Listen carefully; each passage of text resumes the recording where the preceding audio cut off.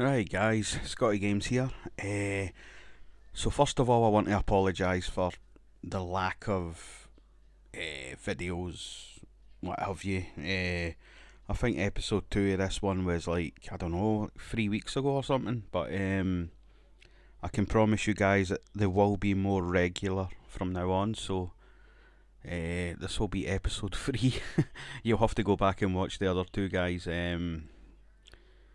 But so last week's Nitro, the first Nitro, I think it was. Is that the first Nitro last week, or was it the Nitro before? I don't know. I can't remember. But but I got a 60 anyway. It got a 60 rating, which is really good. I think anything over a 50, I'll take. So the main event obviously was Booker T defeating Mark. I think it was the second Nitro. It must have been. It must have been. Anyway, never mind. So we're only a couple of weeks away from the Great American Bash, so I'm gonna have to try and make some matches. But if you watch last episode 2, you'll catch up pretty quickly. Nothing else has really happened, so of course the absent workers are still the same. Hogan's injured, but I'm not having him as a wrestler anyways. He's going to be a authority figure kind of type, so yeah. Anyway, we'll go to the show. Just go to the show. uh, we'll go to the show just now. Yeah, aye, we will.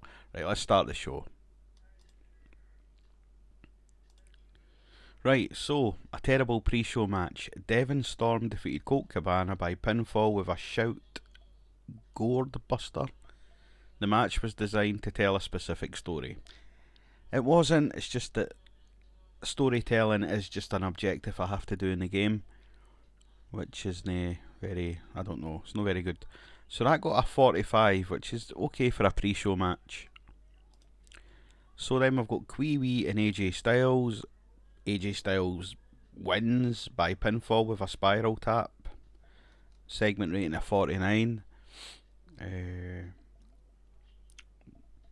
AJ Styles benefited from having a hot new move.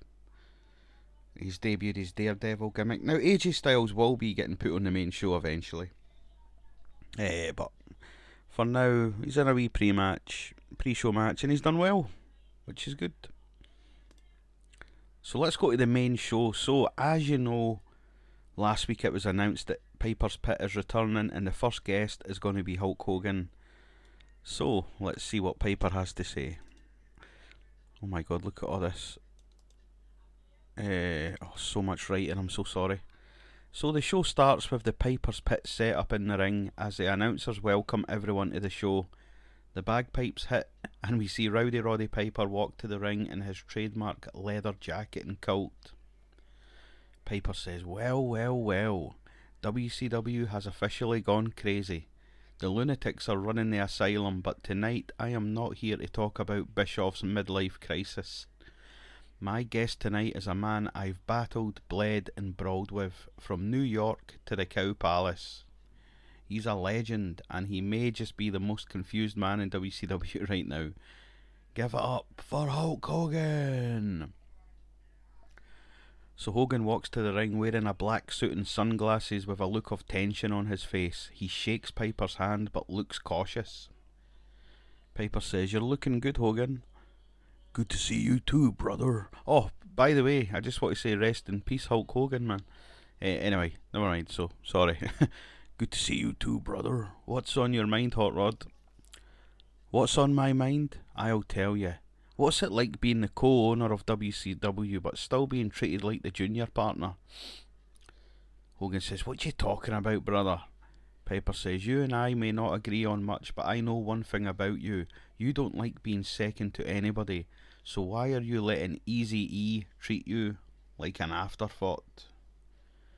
Hogan takes off his sunglasses. Hogan says, "Listen, Piper, I ain't letting anybody treat me like nothing. Me and Bischoff are running this company side by side." Piper says, "Oh, really? So when Bischoff books matches without telling you, is that side by side?" Oh, this is so long. So, Hogan says, "You don't know what's going on behind the scenes, brother. Me and Eric share a vision for this company. Piper says, "Are you sure about that? 'Cause from where I'm standing, Bischoff is playing chess while you're still out there saying your prayers and eating your vitamins. And let me ask you, how many times has Bischoff stabbed people in the back? Huh?" Hogan looks annoyed. "So here is the $1,000,000 question. When the backstabbing begins, will it be you pulling the knife or Bischoff?" Hogan says, "You're trying to stir up trouble, Piper. I see exactly what you're doing, but let me make one thing perfectly clear. If anyone thinks they are going to run the company without Hulk Hogan, they got another thing coming, brother." Piper says, "Good, 'cause this place is one betrayal away from turning into a war zone." Hogan storms off. That was actually pretty good. 79 segment rating. We got off to a strong start, and Piper did a masterful job of improvising interactions with the crowd. So I'm really thinking about bringing Piper's Pit back on a more regular basis. What do you think about that? I don't know, but judging by that, I think it's a good idea. So 79 to start the show, that's pretty good. So, camera cuts to backstage, where we see Hulk Hogan storming through the hallway, fuming. He knocks over a catering table, scaring off a couple of production assistants. We see Eric Bischoff appear in the shot. "Hey Hulk, you okay, brother? That was a hell of a Piper's Pit. Great TV." Hogan says, "We need to talk." "Sure, man, what's eating you?" Hogan says, "You tell me. Piper was out there running his mouth about how you're the one calling the shots around here, and how you are treating me as your sidekick. You know what, brother? I'm starting to think he's not wrong." Bischoff says, Whoa. Hold on. You're taking advice from Piper? Come on, Hulk. The guy's been trying to divide us from day one. That's what he does. He pokes and he prods and plays mind games." Hogan says, "I know, but just tell me we are in this together, brother." Bischoff says, "Of course, brother. Come on, let's get a beer. We have a show to plan." So I think Hogan's getting a wee bit cautious here. That Bischoff has been making decisions, and you can see that Bischoff's been making decisions. He wants to run the company himself. You can see that. So the Authority Power storyline has advanced, and Bischoff's getting better at the gimmick.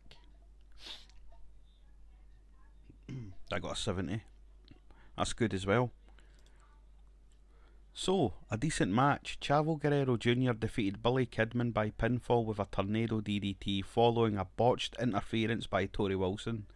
The match was designed to revolve around a lot of high spots. Cruiserweight match, basically. So, of course, the winner of this match becomes the number one contender for Shane Helms' title at the Great American Bash. So it looks like it's going to be Shane Helms versus Chavo. Cruiserweight title, Great American Bash. There's the first match done. The Kidman and Torrie storyline has started with a segment. Kidman was off his game. The commentary's been doing really well, so that's good. I got a 57 rating. Oh, here we go, Jamie Dundee. So, we're backstage. So obviously, Jamie Dundee last week kinda entered the building uninvited, and he's got a camcorder, and and he's got a t-shirt saying "It's shooting time" and stuff. So anyway, so we're backstage where a handheld camcorder is recording in grainy quality. Jamie Dundee is sitting on the hood of a beat-up car just outside the arena. He has a six-pack at his feet, a mic in one hand, and a fag in the other. A cigarette. Sorry if you're American. I'm not talking about a fag. I'm talking about a cigarette. That's what we call cigarettes fags. Sorry. So Dundee says, Yo, what's up, WCW? It's your boy, I can't do that. It's your boy Jamie effing Dundee. And guess what? They ain't letting me in the building tonight. Big surprise. Last week I grabbed a mic and told the truth. And this week they got security on standby like I'm some terrorist. Man, y'all been blowing yourselves up. I'm just here to point that out. Dundee cracks open a beer, sips and sneers. You see, Eric Bischoff and his Hollywood homies got you all fooled. They want to repackage this garbage heap like it's a comeback, but it ain't. It's a funeral, and I'm the guy taking the damn photos. Dundee hops off the car. I see these little punks in the back talking like they run the show. Cruiserweights? Man, I wipe my boots on guys like that. Let's talk about Billy Kidman. Hey Kidman, you got a hot girl and a backflip, but that don't make you a man. You want real heat? Come step to me and I'll embarrass you in front of that bitch of yours. Dundee flicks his cigarette at the camera and then he says, now that's a shoot. That's quite a good wee, what do you call it, catchphrase for Jamie Dundee. Now that's a shoot. I can't do his voice. Now that's a shoot. I got a 27. So basically I let him just say what he wants. I think he's good on the mic. Hopefully he'll get better. But I got a 27, so basically he's not even on the roster, but he just seems to get around. So we go to the announcers table. Shivani says, what did we just see? That was not authorised. Jamie Dundee has no business on WCW television. This is not Memphis Wrestling. This is the real deal. Heenan says, whether it's sanctioned or not, this guy's making noise and now he's targeting Kidman. This is going to get ugly fast. Shivani says, well, ladies and gentlemen, let's go back to ringside for our next match. 55, all greens, that's good. Love it. So, about the had decent reaction from the crowd but subpar wrestling, the Natural Born Thrillers defeated the Mamalukes in 8:07 when Sean O'Haire pinned Big Vito with a senton bomb. Natural Born Thrillers make defence number 3 of the WCW World Tag Team titles. Is there any team on this show who can beat the Natural Born Thrillers? It doesn't seem like it. So, the Mamalukes lose and Big Vito's debuted his full-blooded Italian gimmick and it's great. That's brilliant. So I got a 55. So Booker T and DDP are seen in the parking lot arriving to enter the arena, where suddenly they are both confronted by a large security presence. We then see Eric Bischoff next to the security. Bischoff shouts, wait just a minute DDP, this is our WCW, not yours. You are banned from entering this building. Booker, you think you can roll in here with your little buddy and break the rules?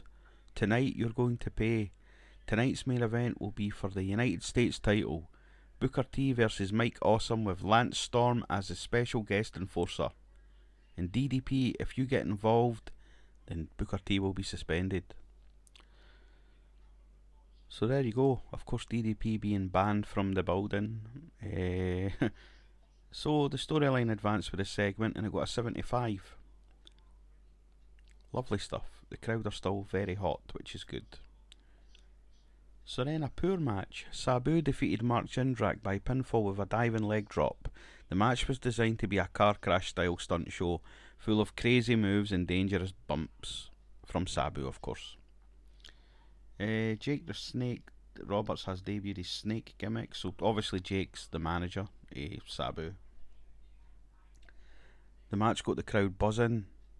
Roberts did good work at ringside. Yeah, nice. So, after the match, Jake the Snake has a mic whilst Sabu is kneeled in the corner biting on his own hair. Jake says, they say pain is temporary, but agony that stays with you forever. I know it, I've lived it, and now so will WCW. You all thought the company was safe and that the madness has passed, but now I've unshackled a monster, a man who doesn't just break bones, he breaks walls. He doesn't speak because he doesn't have to. He lets chaos do the talking. Tonight Mark Jindrak felt it. The sandstorm rolled in silent, violent, and merciless. That was just a preview. So then Jake slowly turns to look at Sabu, who is staring maniacally at nothing in particular, his hands twitching like he's ready to strike again. This man isn't chasing titles. Titles are for mortals. He is chasing something deeper. He is chasing destruction. He is not here to compete. He is here to corrupt, one chair at a time, one table at a time, and one body at a time. So pray you never see him coming. But when you do, It's already too late. Jake smirks as Sabu jumps up and lets out an angry scream and throws a chair across the ring. Can he beat a Jake Roberts promo? So, I got a 40, but Jake the Snake was penalised due to the effects of going through personal issues. He must be on drugs or something, or alcohol, so that's no good. I don't want to send him to rehab. I don't want to send you to rehab. So I got a next segment. Here we go. So the Mamalukes are backstage arguing about losing their match. They are back and forward shouting at each other, blaming each other. Guido walks in. Guys, stop! I am here, and now it's time to show WWE. Now it's time to show WCW what the full-blooded Italians are all about. Guido hands both men an FBI t-shirt. Johnny the Bull and Vito shake hands, then shake hands with Guido. The FBI are in WCW. Love it. Well done, Guido. He's debuted his full-blooded Italian gimmick, and it's got an initial rating of great. 39 rating, that's fine. So, the FBI are here. Then we have an extremely short match. Rob Van Dam defeated Jamie Noble by pinfall with a frog splash. All the greens, love it. RVD's over as fuck. 63 rating. So, we go to the next segment. RVD celebrates his victory by standing on the top turnbuckle when suddenly CM Punk runs in and knocks RVD off the ropes. He then gives RVD the go to sleep. Punk looks aggressive and grabs a microphone. He then stands over Rob Van Dam, who is laid out in the ring. You think you're a role model? You're a disgrace. You poison your body, and these idiots cheer you for it. I'm here to clean up WCW, starting with you. So then Punk starts pacing up and down. Punk says, you people cheer for this fraud, this walking cloud of smoke and wasted potential. Punk then kneels beside RVD, but then stands up again, pointing down at him. Punk says, Rob Van Dam is everything that is wrong with this industry. Hell, with this world. He's lazy, unfocused, and he's stoned half the time, and you cheer him for it like he's some kind of hero. Well, I have news for you. He is not a hero. He's a junkie. You call yourself Mr. Tuesday Night. It's because Nitro's on a Tuesday. You shouldn't be allowed in the building on Tuesdays. You're a walking drug test failure waiting to happen. Punk then turns round to the camera. I am straight edge. That means I'm better than you. I don't need a crutch. I don't need pills or powders or whatever it is you put in your lungs to feel alive. What I feel, it's real, it's focus, it's discipline. I wake up every morning with a purpose. You probably need 2 alarms and a blunt just to find your boots. Rob Van Dam, I'm going to break your body. I'm going to break your image. And when I'm done, you're going to wish you stayed in that haze because reality, my reality is coming for you, and it's drug-free, painful, and permanent. Punk throws the mic onto RVD's chest and storms up the ramp as officials check on Rob. Good promo there for Punk. I got a 57. The storyline advanced and gained heat, which is really good. I'm really trying to make more storylines, so hopefully that should be okay. So I got a 57. Punk's getting better at his gimmick and all, which is good. And he enjoyed having the freedom to go off script. So the camera switches to inside the office of Hogan and Bischoff. Hogan says, wow, that CM Punk has some balls. He looks like he is the future of this company. I'm impressed. It looks like CM Punk versus Rob Van Dam has to happen at the Great American Bash. Bischoff said, Hulkster, I'm sorry.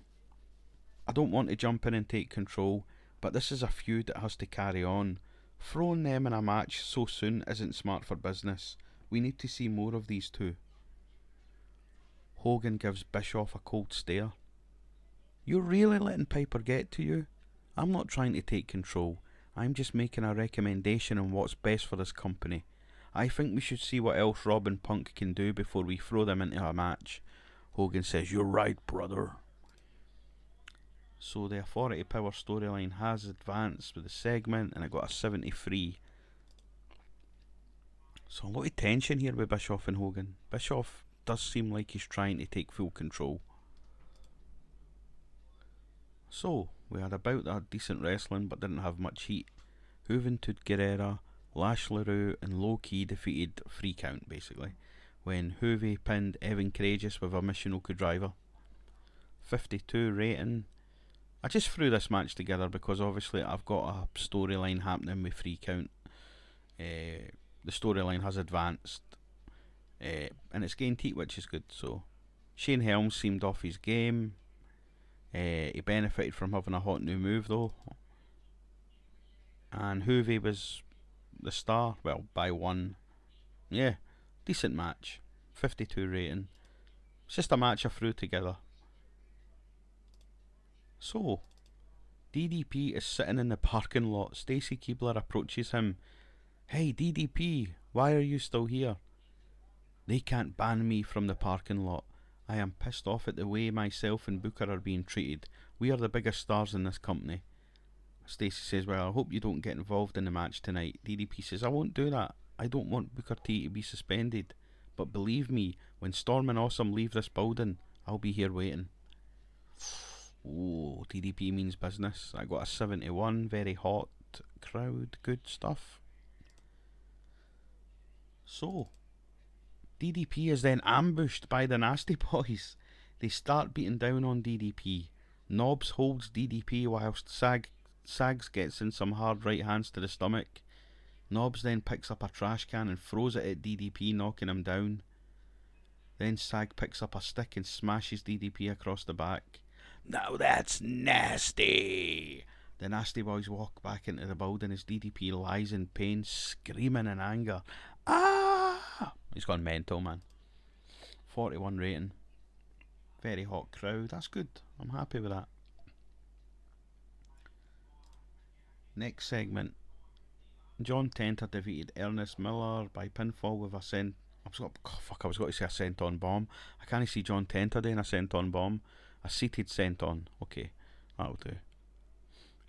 He was off his game, but he's getting better at the gimmick. Jimmy Hart did good work at ringside. Of course, he's John Tenter's manager. So yeah, I like John Tenter. 31 rating. I hate John Tenter. Fuck. That's totally fucked it up. The hot but cool and okay. Right, so let's get them hot again. Hogan, Bischoff, Storm and Awesome are backstage. Bischoff says, well, that's Paige taken care of, so I'm expecting you guys to get the job done tonight. Mike, I want to see United States gold round your waist when this night is done. Hogan says, we gotta get this right, brothers. We can't have one guy carry two belts. It is not a good image for this company. Go get the job done. Lance Storm and Awesome just stand there agreeing, and they look hyped and up for it. Hulk Hogan's getting better at his gimmick, okay. 62 rating. And they're back hot again, which is good. Then we have an extremely short match. Canyon defeated Glenn Gilberti with a flatliner. Just threw it together just to put it on the show. So, main event time. It's a good match. Booker T defeated Mike Awesome in 12 minutes by pinfall with a bookend. During the match, we also had Diamond Dallas Page run in and attack Awesome. Booker T makes defense number 4 of the WCW United States title. So, this is what happens, guys, right? They're in the ring, they're fighting, the lights go out. The lights come back on and we see a man wearing a mask. Now it is DDP. Like, between us, it is DDP. Okay? But obviously, it can't be proved that it's DDP on television, so, you know, it's just a random guy with a mask. But everyone knows it's DDP. You know what I mean? But obviously, we can't see his face. So he attacks Awesome. Of course, the referee has been knocked out before this has happened. So, and then when the referee does revive, Booker T hits Awesome with a bookend, and he gets the win. And obviously, Lance Storm was attacked as well by the masked man, which is DDP. So I got a 75 rating. So after the match, the masked man is seen jumping the barricade and running through the crowd being chased by security and WCW officials. Hogan and Bischoff stand on the ramp looking pissed. Hogan says, "Get him! Come on, security, do your damn job." Bischoff says, "Page, you're not gonna get away with this. We know that's you. Your ass is fired." And Booker T is suspended. Booker T is in the ring out of breath but grabs a microphone. Booker says, "You want to suspend me? Go ahead, suckers. But you better make it permanent, 'cause when I come back, I'm coming for both of you." The show ends with Hogan and Bischoff screaming at Booker T. Crowd heat at end, very hot. 72 rating. The storyline advanced with the segment. Booker T defended a hot catchphrase. What's his catchphrase? "You want to suspend me?" Anyway, so finish show. I think that's going to be quite a good show because there was a lot of greens. 73. Brilliant. Love it. The show increased our popularity in 8 regions. The show lost its popularity in 2 regions. Hey, that's fine. That's fine. I'm happy with that. That's a great rating, in my opinion. Very happy with that rating. In front of 6,362 people. I'm very happy with that.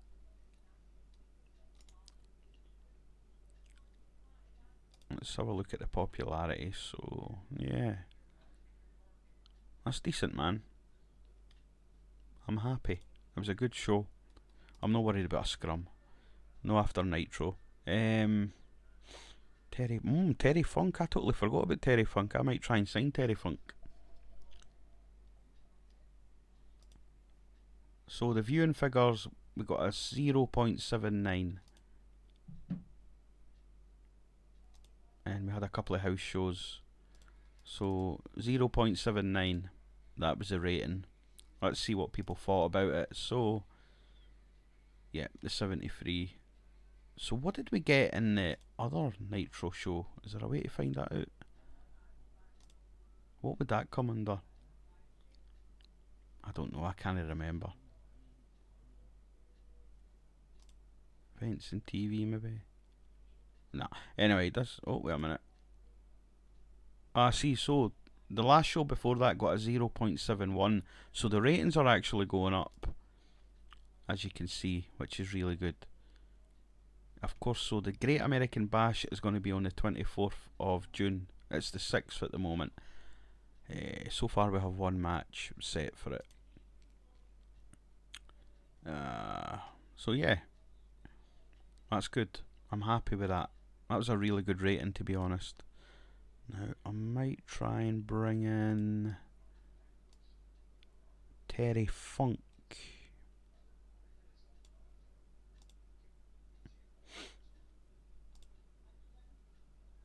Fuck it, I'll give him a written contract. Oh, no, I'll actually give him a handshake deal.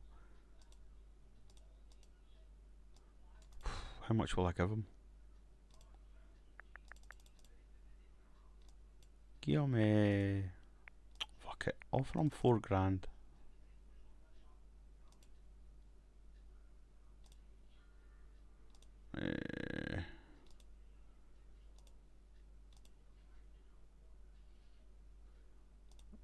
Okay, so he's wanting more than that.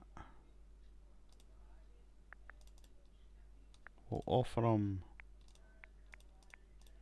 £6,000 per month. No, per show. Fucking hell. £800 then. Oh, fucking hell. Right, okay, sorry guys. Right, so there's Terry Funk being offered a deal. I can't believe I was going to give him £6,000 a show. Right, so next video will be Nitro. Next video will be Nitro, and don't think there's any other big news happened. But of course, before I end the video, I want to say rest in peace to Hulk Hogan. The guy was obviously a legend. I still can't believe he's gone, to be honest. It's like one of the deaths that you thought you'd never see. Like, obviously Hulk Hogan was a massive part of what got me into wrestling. I used to rent the old VHS tapes for Blockbuster Video and stuff. And every time I seen Hulk Hogan on it, I had to get it. I used to bug my mum to let me rent the video just because of Hulk Hogan. So it's just a massive. It's the biggest. I don't know. The saddest day in wrestling, I would say. It has to be. It's going to be the saddest day because he was the biggest star in wrestling. Let's be honest.